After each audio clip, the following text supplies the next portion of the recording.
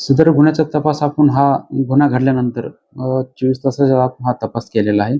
याच्यामध्ये सदर घटना आपल्याला 8 तारखेला 10 ते 11 दरम्यान आपल्याला कळाली आणि सदर घटना कळाल्यानंतर सदर पोलीस स्टेशनचा स्टाफ व अधिकारी व आम्ही स्वतः तिथं घटनास्थळी गेलो. घटनास्थळाची पाहणी वगैरे केल्यानंतर सदर महिलेचा मृतदेह आपल्याला तिथं समोर दिसून आल्यानंतर आपण घटनेचे चक्र फिरवले.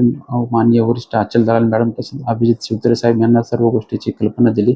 त्यांच्या मार्गदर्शनाखाली आपण तपास यंत्रणा सुरू केली. पेन पोलीस स्टेशनचे डीबी पथक व अधिकारी वगैरे सर्व आपण तांत्रिक विश्लेषण, सीसीटीव्ही फुटेज व गोपनीय माहितीद्वारे आपण हे घटना घडल्यापासून एफआयआर दाखल झाल्यापासून 24 तासात आपण हे आरोपी अटक केलेले आहेत.